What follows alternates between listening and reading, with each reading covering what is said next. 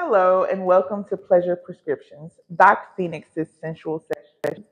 We have bedside manner that is sure to touch your soul. Today we have with us my lovely Milk Marie. She's a dom. She's been in the lifestyling profession for about 3 years. She comes with a wealth of knowledge and enthusiasm on many topics. But today we're going to talk about two in particular. Well, we're starting with one. We'll be talking about milking.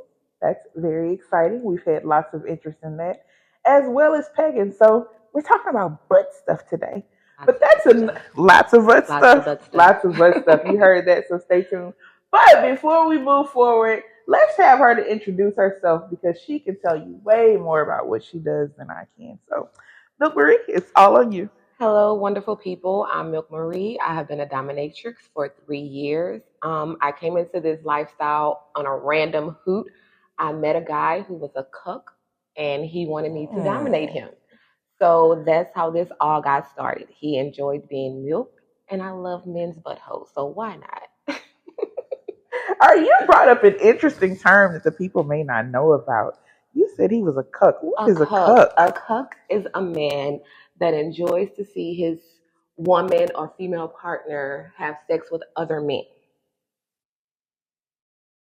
It's kind of interesting. It's a thing. It's a thing. You find all kind of interesting stuff in the kinky lifestyle, and that's what I love about it so much. You can openly have these conversations, and the more you learn, or wherever you are in your journey, you get to hear all these terms and realize that people are into all kind of stuff, and it's just amazing. It's liberating. It's freeing. So one of my goals is to just expose people to all of these things, these different terms, these different wonderful people who practices like every day, like just doing it. So let's get into it. We want to talk about milking. Let's talk about milking. Okay, first. Milking. You can do milking two ways. You can do prostate milking or you can do a straight penis milking. For me, when I do a penis milking, I usually wear like latex black gloves. I use lots of lube and I take the dick and I stroke it. And while you're stroking it, you hold the balls and you just continue to stroke. With the gloves, it gives this really smooth sensation. So it's like, I can't really find the word to describe it. It's really smooth, slick feeling. It's to me personally, it feels a little bit better than a vagina to me. But that's one way to do the milking. And the other way with the prostate milking, you take 2 fingers, insert it into the man's anus. You use an upward position and you stroke it. And this way, he can ejaculate without you even touching his penis. That's like one of my other favorites. All right, I'm going to go back to a part of what brought you here. And I know one thing we find about like with milking is it's a power dynamic. It is. So while it's very pleasurable for the man, what does it do for you? I like to be in control. I like to hear the man want me to be in control. I love the dominance. I'm a sadist. I love to inflict pleasurable pain on people. And for me, I actually get turned on so much being in control. So I normally don't get touched in my situations, but I can always come from milking or pegging someone. All right. And she brought up another interesting thing. Oftentimes when we talk about kink, we talk about play, you think that it always involves like penetration or sexual acts. And I kind of stay away from saying sexual acts because some would group all of these things as sexual acts. So we'll say specifically penetration. You heard her say she is not being touched in this. But she is able to have an orgasm or come and just derive so much pleasure. So that's another great thing about being engaged in the kinky lifestyle. It doesn't have to involve penetrative sex. I know I've talked to people before and they've been like, oh, well, so that means you have like multiple partners. And that's a great thing about, yeah. I get that all the time. Every time I tell somebody, oh, I'm a dominatrix. So they're like, oh, you're just having sex with these random people. No, that is not the case at all. Anything that I do in the dominatrix stage, I'm doing to the person that wants it, to the sub. And how do you know that they want it? What do you establish first? Usually they solicit me through FetLife. They'll explain exactly what they're into, if they're into humiliation, if they're into pegging, if they're into pet play. We establish that before we have any meetings. Okay. So I know exactly what they're into before they get there. All right. Cool. So we'll know where to find her. I'm sure that information will be on your screen for you to see, just in case you want to find her and engage in some of those things. But one thing that is really big within the kink community as well is consent. So sometimes people think it's like an absolute free for all, like, oh, I'm going around, and I hate to use this term, but I honestly embrace it. Freaks. I'm going around all these freaks. You know, you see her dressed the way she is. I'm dressed the way that I am. People think it's a free for all. So I could just walk up to you and touch you, or not okay. Tell you to bend me over, and I don't even know your name. Does it work like that? It does not work like that. It does not work like that. I like to get consent continuously, even though you tell me, okay, I want you to do this. While I'm doing it, I'm going to ask you again, are you sure? Are you good? You have to do check-ins. You never know what somebody's going through. You never know why somebody has this kink. So you have to make sure you're checking in constantly. All right, and I'm so glad she said that. Constant communication is huge. I like to tell people, if you can't communicate effectively, you should not even be engaging in any acts. And I heard a few things just from the things she explained. That's how you find a good dom. So I will say one thing about vetting, and I'm sure she does vetting, and we can get into this. But whenever you are seeking somebody out, you're vetting them as well. Because just because somebody considers themselves to be a professional, or they say that they've been doing this for 3 years to 20 years, does not mean that they're necessarily a good fit for you. So just in listening to her conversation, she had some key terms that were on point. She said she's using constant communication. She's checking in to make sure, even though you said you wanted this, you continuously want this, because consent can be revoked at any time. Anytime. You can change your mind at any time. You might think you want something, and then you might have a moment where you feel uncomfortable and you want it to stop, but you're not sure that you don't know how to say that you want the situation to stop. So I will ask you, are you good? And if you say no, we can stop this. And if we stop, I do what I consider aftercare. And I like to see where the person's head is, because a lot of people have kinks from trauma. Especially when it comes to like subs and doms. It may have been something in their life that was traumatic, but they actually found an interest in it later on in life. So you want to make sure, are you in a good headspace? Are you fine? Are you good to leave here? How are you feeling? I always do that after any session. Right, and that was the other thing I wanted to bring up, trauma. You just never know what you are engaging in, or maybe see somebody else engaging in, how it will affect them. And it's always great that you have somebody, because her safety is your biggest concern. Her safety, your safety. That's the biggest concern, and a great sign of a dom that you would want to engage with. So just always be aware of those types of things. Listen intently. Listen for keywords like that. Listen to see if this person is willing to communicate. Listen to see if this person is okay with what I call the order of consent. Because some people don't like hearing no, or some people just kind of like take advantage of situations. So you always have to be very safe and very careful when engaging in any kink type activity. All right, so we went into a little bit of safety, and you gave us a bit of demonstration of how you do it. But anytime you talk about butt stuff, one thing people are really concerned about is hygiene, and you hear all the time like shit happens or whatever. But literally, literally, when you do these things, it can. So let's talk a little bit about hygiene and safety. Okay, for me, if I'm doing pegging, I'm okay with you not doing like an enema with milking. I'm fine with that. But if I'm pegging you, I request that you do not eat at least 6 hours before our session. I also request an enema, if possible, before the sessions, because if you don't do that and shit happens, it can be a bad situation for both parties. For me, I don't want to have to clean your poop off of anything. And I don't want you to feel uncomfortable thinking, to feel embarrassed that you did something that's natural. So I have to ask, have you ever had a situation where... Absolutely. How is that effectively handled? Or you know what? I won't even say how is that effectively handled, because this is an ongoing practice, and we never know I will truly handle something until we get to it. But how was it handled? Well, for me, the sub was very apologetic for the situation, and he told me that, I will clean up anything you need me to clean. He washed the sheets, he cleaned the toys. I reassured him, like, it's okay. These things happen. We're dealing with your butt. We're inserting things in your butt, and it was actually like his first or second time doing it. So it's still something new to you. So it didn't bother me, even though I don't care for it. I just don't like the smell of it. All right, all right. Just loving this conversation because again, I want to point out when we talk about vetting, and vetting is you kind of getting to know the person that you're going to play with. You're talking about consent. You're talking about safety. You're talking about statuses, any health concerns that you have. She's saying a whole bunch of key things that you want to look for, or maybe you don't even know quite yet, but just the way that she explained how she handled the situation, you want to pay attention to people's demeanor. You want to pay attention to their body language. You want to ask questions like, hey, well, I want you probing in my butt.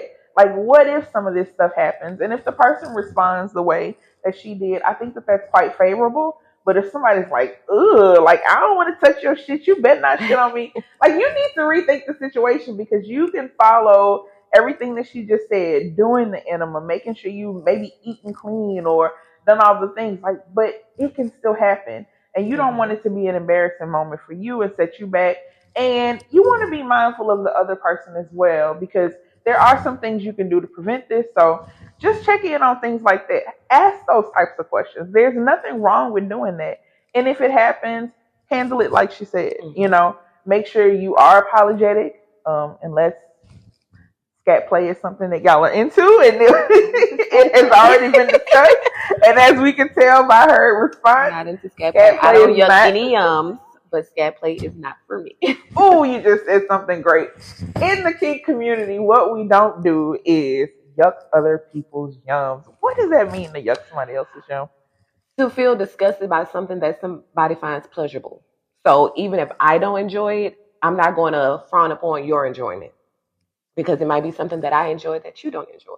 So, but I would like the respect. If you are engaging in a scene, it needs to be consensual. So if you're into scat play and the person you're engaging with isn't, then that's not something you need to ease on in there because that is totally violating consent. And that's not something we want to do or something that should happen in any type of kink space, whether you're in private or you're in open public space. So always keep that in mind. Also, when you're doing the milking, it is best to wear gloves, easy cleanup, and you don't have to worry about anything under your nails or anything like that. All right, so we all have to start somewhere. So here you are, 3 years in the game, but you had a very first experience. Can you tell us about your first experience? Okay, yes, I will tell you about my first experience. And it's crazy that I did not peg the first person that introduced me, the cook. I'd never pegged him. I actually met another guy. He was into some great things, like sounding rods and golden showers. Yeah. So we ended up meeting up, and he wanted to be pegged, and he wanted a golden shower. That was the whole setup. So got there, we had a little brief conversation, and he immediately was ready for it. I asked him, I was like, okay, are you sure? What size are we doing? Because I have a variety of dildos for each person. So he was like, he wanted to do a bigger size. And I was like, okay, let's see how this goes. I was a little bit nervous because I've never pegged a man, but it was so intriguing to me. So we started, and it was amazing. Like, I literally came 6 minutes into pegging. Talk about power exchange. Yeah, it was a Talk great about feeling. getting off on power. Oh literally. My God, yes, it was amazing. It was amazing. And after that, he wanted a golden shower, so we moved to the bathroom. He got the actual tub, and I straddled the tub, and when I urinated on him, he came. So he didn't come from the pegging; he actually came from the golden shower. And that just lets you know that it has nothing to do with, you don't have to touch a person to get off. literally. It's mental. It's I always really a say mental everything thing. starts in the psyche, so you never know what gets somebody off. But I'm always curious about origins of, like, how did you figure out that they got you off? I don't know, but that is interesting. But Well, I like figured it out exploring. once I did it for the first time.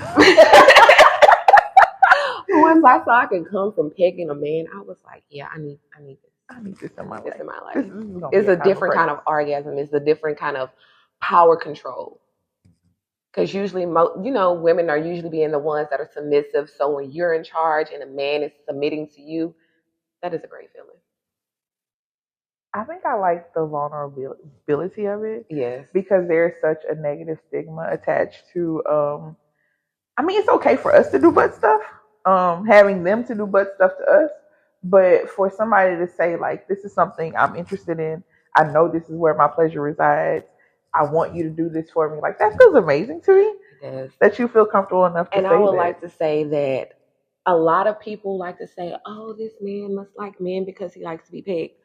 Any act done with a woman is a heterosexual act. I don't care what they want done to their butt.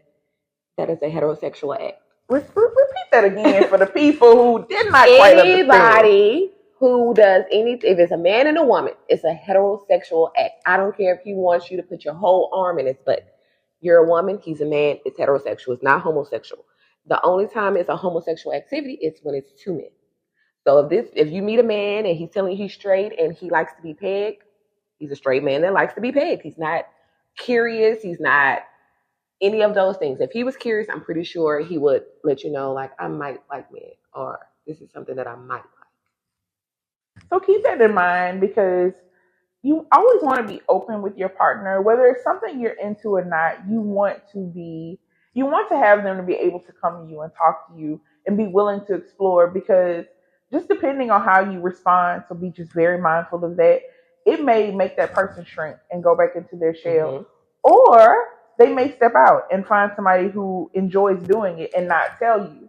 And so now they've violated your trust, but also consider the role you played. Like this person was comfortable enough to come to you and say, hey, this is something I'm interested in. No, I haven't tried it before. It's something I'd like to try. Is this something you're interested in? So just kind of be open minded, and maybe if it isn't, maybe take a little bit more time to learn about what it is or learn about why your partner wants to engage in these activities instead of just saying like, oh no, that's nasty. What, you gay? You like shit in your ass? You gay? Man, don't do that. Like, never make a person feel less than or little for something that they were open enough to explain to you.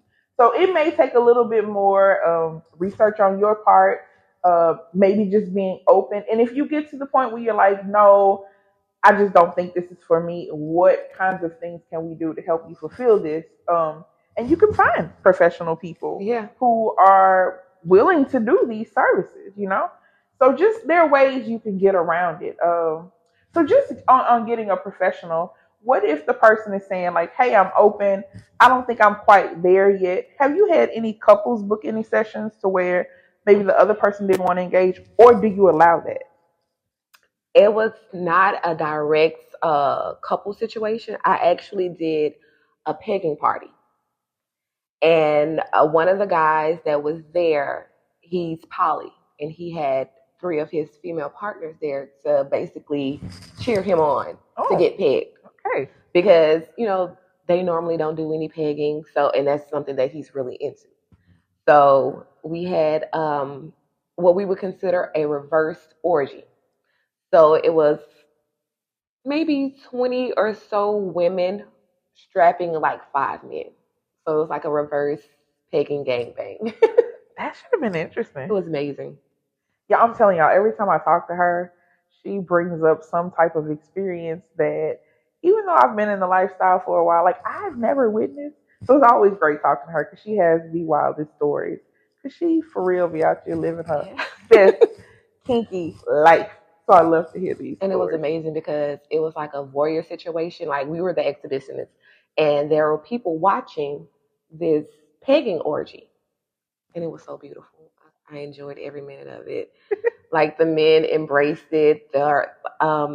It was a couple. It was a guy and his wife, and the wife was there encouraging the situation. And I was like, I love that for you guys. Like I love to see couples who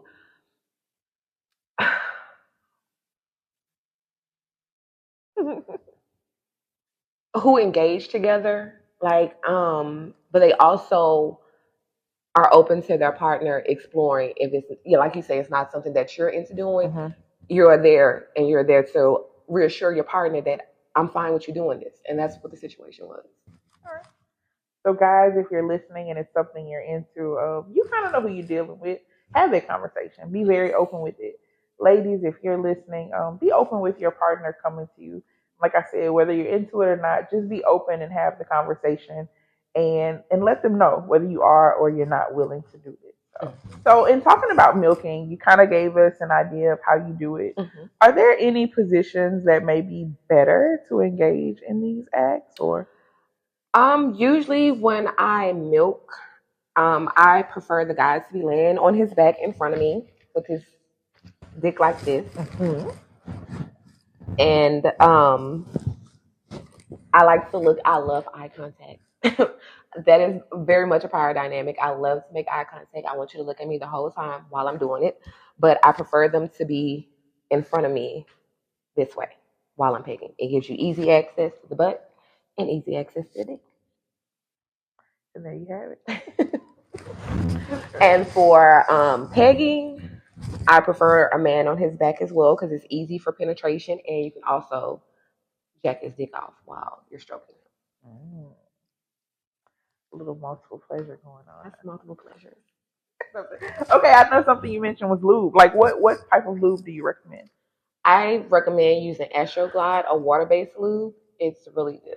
That's my favorite one to use. Astroglide specifically.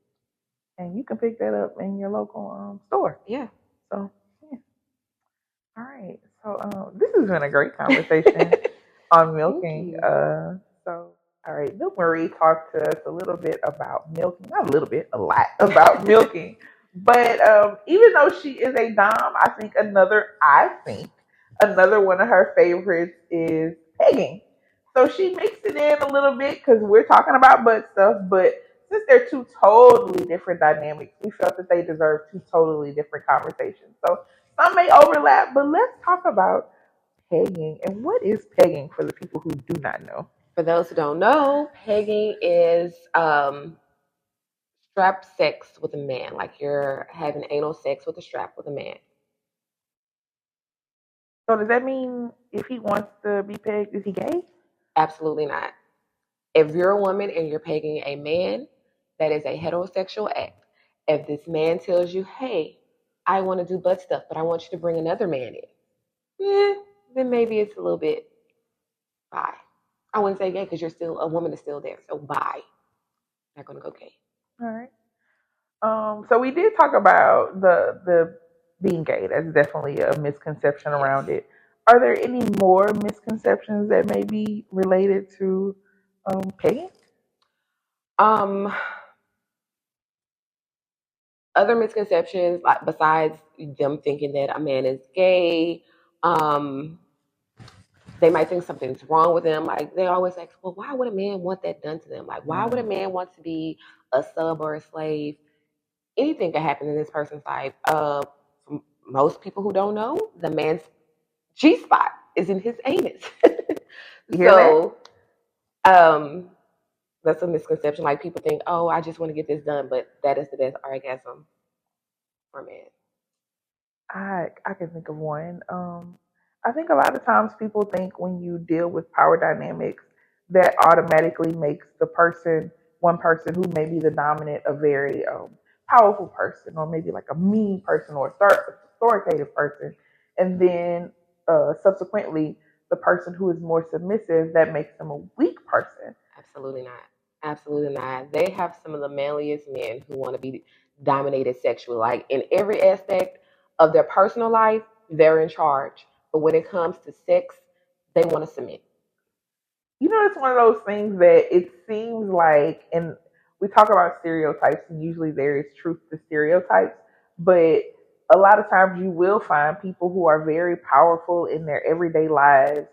They're making all the decisions. They are the head of the household. The weight of the world falls on their shoulders. Sometimes they just want to have a place to escape and be submissive. They may want to shrink. They may want to be smaller. They may want to be the little letter. And being submissive at that moment does not make them weak at all. It's just another outlet. It's a form of play. It is. Oh, and I love play. For me, I'm normally really, really sweet in my regular life, but when I'm in a scene, I'm a sadist. I'm really, really, I'm really mean sometimes. She said it with the cutest smile. I'm really mean at times, but that's what they want. So I tend to give exactly what my sub is looking for. If you want like pure humiliation and dirty talk and squeeze my balls, hell, step on them. I'm all for that. But once we're done, hey, did you enjoy that? I hope you had fun. I did. It was an amazing time. So it's really a switch. So don't always think that because somebody's a dominatrix, they're always going to be aggressive and mean. It's kind of like a job. It's you turn it off, you turn it on. And I want to go back because we've said a few things, and I am not going to assume that the audience knows all of these terms. So I hope you're taking notes if you don't, because that's the way you learn more and you grow in the lifestyle. We don't expect you to know it all, but you can also do your due diligence and stop this, rewind it. Like, hey, I heard a word that I didn't know. So you've mentioned a lot of things within the BDSM category, and I would say that pegging falls within BDSM because you said there's a dominant and there's a sub there. So there's a person who's more so in control, and then there's a person who is enjoying being controlled. Yes. And then we also talked about you being a sadist. Yes. What is that? A sadist is someone who likes to inflict pleasurable pain on another person. So I think that makes me a masochist. Y'all, I don't really enjoy inflicting pain, and again, we are not yucking anybody's yums. I personally just like to be on the opposite end of that. So I want you to spank me and choke me and do all the things. Now there are times that I do like to be on the other end and do the pegging and doing the butt stuff, but I find the most pleasure in being on that receiving end. So just keep in mind those terms. So you have your BDSM, you have your what we've kind of broken down those little different areas of it. So did you explain masochist?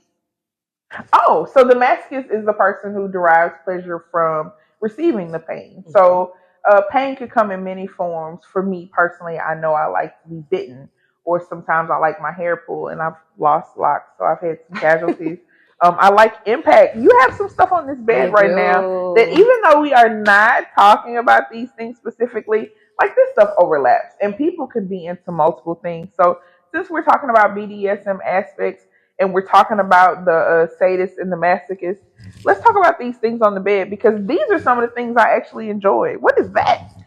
This is a paddle. I love the paddle. This is for my bad little boys. Or girls? You ever have a bad little girl? I usually don't get girls, actually. Are you open to girls? I'm open to girls. Ladies, if you need a mommy, come see me. And what is this? This is a flogger. Oh, it looks so intimidating. And I think I like it. Ooh. There's a spanking here and there. But this is actually my favorite because you can kind of like tease the body before the spanking. Hold that up so they can see how pretty that is. So these are some all leather straps. All leather. And it's so pretty. Thank you. I love that. So those are some things, some toys you may incorporate or implements you may incorporate in play. It doesn't have to be all one thing. Like you can, actually, you would be better to tell us. Like, how do you incorporate some of these toys sometimes in your sessions? I said before, it depends on what the person is interested in when we have our first interactions. So if you tell me you're into paddling, you're into flogging, you like intense pain, normally I gauge your pain level. I ask you like from 0 to 10, how aggressive do you want it to be? And that's how I go when I go about my paddling and flogging and spankings. All right. And I think we've kind of touched on this, but I also think this is very important. We talked a bit about the vetting process, and that's getting to know the person, that person getting to know you, understanding safety, talking about certain things. You did touch on the actual act. definitely checking in. And you mentioned aftercare, but we didn't talk a whole bunch about aftercare. Okay. And I think that's always important to bring up whenever you're talking about play and scenes. So, what is aftercare and Once a scene is concluded, you check in with your partner to make sure they're good. Did you enjoy it? Are you feeling any type of way? Do you want to talk about anything? Is anything bothering you? Like I said, some kinks come from trauma. So, um, for some men who enjoy pegging, they might have had a situation to happen to them when they were younger, and it left them slightly confused, not knowing what they want to do, but they know they don't like men. So you want to make sure, like, are you good? Like, is anything bothering you? Do you want to talk about anything? Reassuring this person that, even though I did these things to you, I'm not here to hurt you. Like, I'm here to make sure you're fulfilled. And I want to talk about that more from the submissive aspect. And it may be a little bit different, especially if you're doing like pro dom work. Hmm. But people sometimes assume that just because you are doing this as a service, that you don't have needs as well. So aftercare can exist for the dom and the sub alike. So what are some things that you need for aftercare?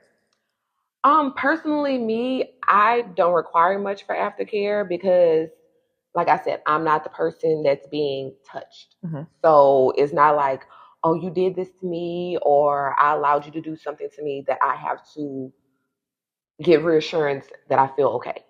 It's more so of me making sure you are good because I did these things to you. And then some of those things could seem humiliating to somebody else.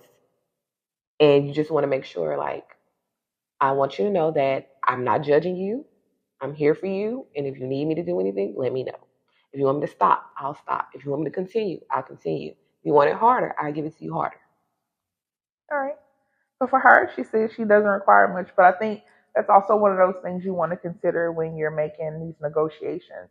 You want it to be a flowing conversation. You need to know what that person requires, and it may not be anything, but it's good to at least know. So always keep that in mind when you're having scenes, negotiation during the vetting process, and so on.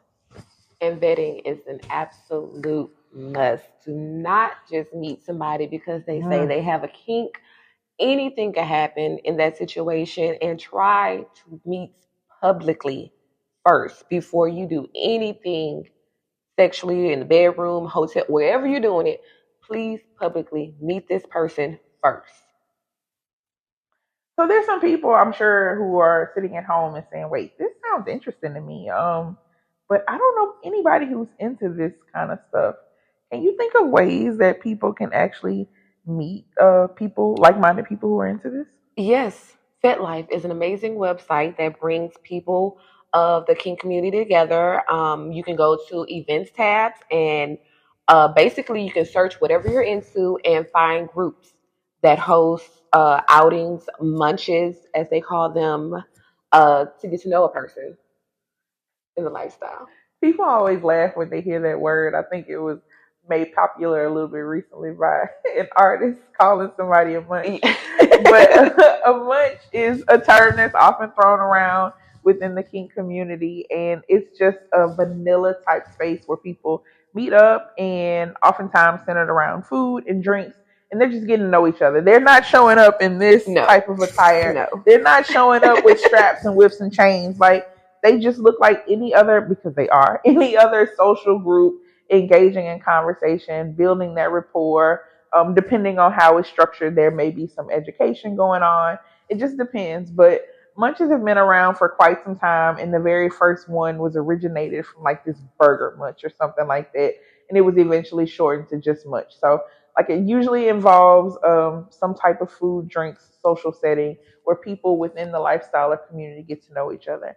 Mhm. And these people aren't just gonna come to you. I can't imagine kinky people are just falling out of the sky. So, No. like she said, go on FetLife. If you don't know what FetLife is, we have these amazing tools. We have phones. Most of us have one. We have computers. FetLife has been around for quite some time, and it's basically like a social media site for people who are within the Mhm. lifestyle. Like you said, you can find event tabs. That's how I expanded my journey. I went on FetLife. I had been knowing about FetLife, I would say at least in my 20s, never got on FetLife, and then it clicked like, I want to meet more people within the community. Like, where do I find these people? Ding, FetLife. That was the same situation for me. I was like, oh my God, I love the kink life. Like, but how do I meet people who want to be dominated, who want to be pegged and milked? And again, the guy that I met, he introduced me to the FetLife website, and he was like, oh yeah, they have like different events. Sometimes they host parties, and they're also in different cities. So you can definitely find a party in your city if you go to FetLife and look under the tabs event. Right. And I think we touched a little bit on vetting. So one thing, I think a little tip that I want to throw out is all of this could be overwhelming. And let me tell you, when you go on FetLife or you go on to take like the BDSM test, that's another good starting point as well, taking the BDSM test. And more than likely, I don't care how advanced you are in the community, you are going to run across so many terms that you probably have no clue what they are. And I swear they're probably being added daily, because if we were to both sit in here and do something with this pillow, we could come up with a whole new kink and add to it. So it's a long list that could be overwhelming. So I would say kind of like ease into it. One big thing I'm going to always talk about is education. Get educated. Know the language. And the BDSM test is a great way to figure out what it is. Because if you go on FetLife, you're going to see people into all kind of stuff that you have no clue what it is. Take notes.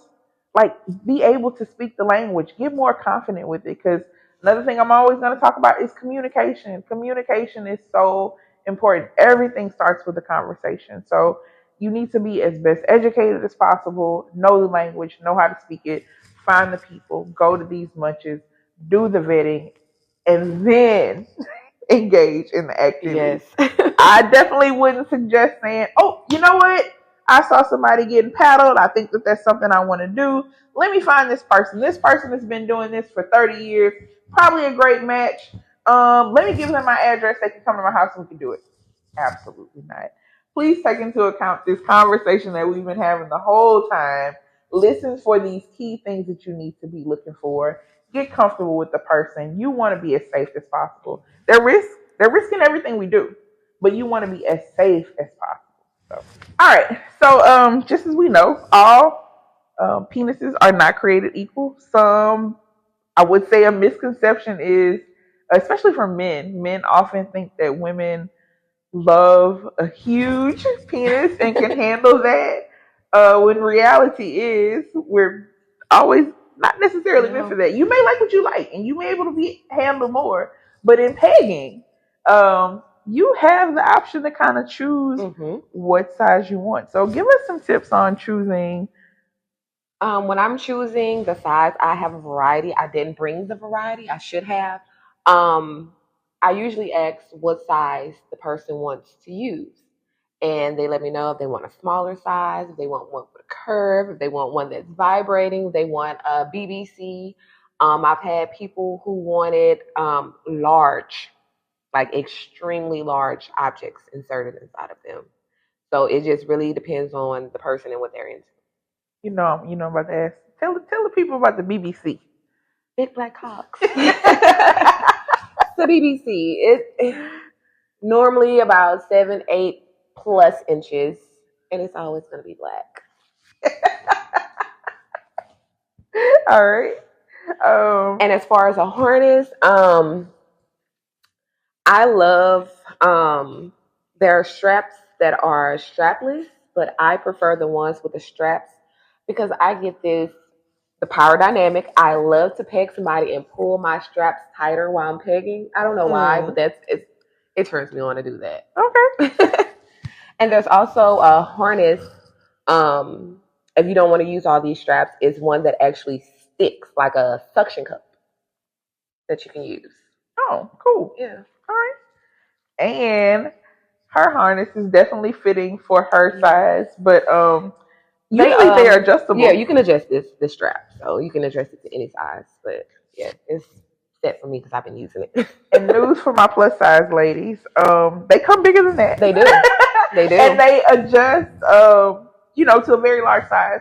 So they are very accommodating. So don't look at hers and be like, oh, well, this is not for me, because there's a variety of straps that you can use. And these can be changed out they have little ET snaps to pop them off, and you can change to whatever size you need it to be. All right. Lube. Let's talk about lube again. So we talked a little bit about lube when we discussed milking, but since we're talking about pegging, let's talk about safety and utilizing lube. So what do you want to tell us about using lube during this act? Lube is very, very, very important to use. If you're not using enough lube, it can create a friction, which can be uncomfortable for your sub, and it can then result in a not so enjoyable experience.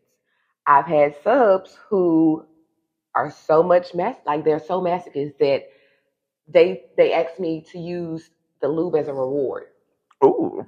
So with me saying that, I can peg somebody, and in the midst, I usually like continuously lube up to make sure it's like a good slide. But if they feel like they've been a bad boy and they want to be punished, they tell me like, I'm gonna let you know before we start, use the lube as a reward. So if I'm doing this and it starts to dry out, tell me what I need to do to get more lube. Don't just give it to me. Tell me what I can do to please you in this situation to get rewarded with more lube. Oh, and I know the power. Oh my God, Trippy, you really, really enjoys that. So all that to say is there is no one size method for this. That's where that communication comes in, because what we think may be uncomfortable or slightly a little bit more dangerous may be an absolute turn on for somebody. But as long as you agree on it, they're consenting, you're consenting, then And with the different sizes, please continue to get consent. Some of these toys are extremely big, and you want to make sure this person is comfortable throughout the entire process. Don't think just because they say, "Oh, I want this big one," that it's going to be a smooth sailing. Most likely it will not be, because it is a butt, and shit does happen. You don't want to tear anybody. Of course, you don't want anybody to bleed, because that's a health hazard. Mm-hmm. So yeah, just please be mindful of your consent and the lube when you're pegging someone with a large size dildo or strap on. All right, y'all, I'm super curious, so I have to ask. We talked about different sizes. You mentioned possibly, when you look at our arms are very different sizes, but somebody may want this. I this. put this in somebody before. That's exactly what I was about to ask. What was the largest item you have inserted, or have you done on? I've actually fitted somebody up until the middle of my arm. Amazing. Yeah. Amazing. I was like, oh my God, the human body is amazing. To be able to take an arm in your anus is crazy. But I loved it. I have to know, what did that feel like for you? Physically. Mentally, we already know what it did for you. We know that. Yeah. But physically, can you give us an idea of what type of sensation that makes? It's a really tight, it's like somebody's grabbing your arm really, really tight the whole entire time, like a tight squeeze on your arm. Interesting. Yeah. Not really a pleasurable thing for me. Like, I don't get any kind of pleasure in my arm from doing it. But yeah, it's like a really tight situation, like just really tight on your arm. Interesting. All right. The thing you would engage in, like I always say, everything starts in your mind. What are some ways that people can prep themselves mentally? Because we've already talked about the stigma attached. Like one thing, whenever you bring up butt stuff, even if it's between like a male and a woman and they're consenting, what are some ways that the people engaging can like mentally prepare themselves for what's to come? For one, communication is number one. Communicate your needs. For two, you want to make sure both parties are comfortable. Like we discussed, make sure the person who's being pegged possibly did an enema, or make sure the butt is clean, because we do not want accidents to happen.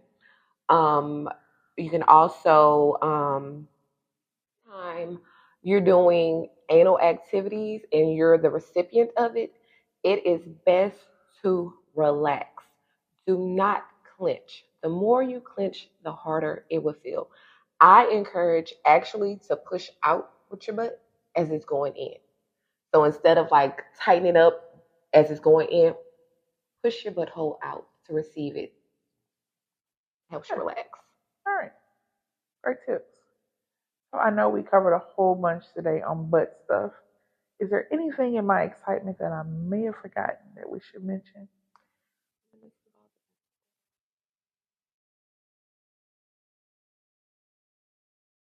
All right. Men's butts are great. And I I guess love men's butts. Whenever I give an introduction to my in the kink life, I always say I love men's butts. I always say that. And I've heard her say that. So obviously she does. And that's exactly why she's here today. So she comes with like a wealth of information, like I said, and she's already talked about what we should do for the next topic. So I'm sure you'll be seeing us again I will be back in the bed doing the things that sometimes touch people's butts, but definitely touching their soul. So I thank you again for coming and sharing all of that great information, all of your great energy and knowledge. You'll have information on how to find us if you are interested in these services and you want to know more. And like she said, ladies, if you're looking for a mommy, she's open I'm too. available.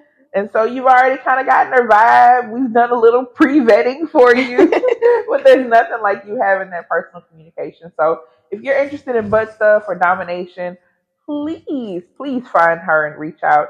If you're interested in finding community or learning more, because I'm going to constantly be bringing people in, just talking about kink stuff or possibly being vetted for our play space, then you can check out my website, click on the link to be vetted. And I think that's all we have for today. One more thing for the ladies. If you're not into butt stuff, that is okay. We can do other things that you might be into. All right. So she is not limited to butt stuff. You hear that? She is not a one-trick pony. I'm not. She has lots of stuff up her sleeve and in my bed. So keep all of that in mind. And we look forward to meeting y'all possibly and hearing from y'all. But it all starts with a conversation. So be open, seek knowledge, seek community, and do all the kinky things. So I think that's going to wrap us up on this. Tell us how we can find you. You can find me on FetLife at Madam Lele, Lele, or you can find me on Instagram at milk_Muhree. Muhree is spelled Muhree. And you mentioned your Fet? Yeah, FetLife is Madam Lele. All right.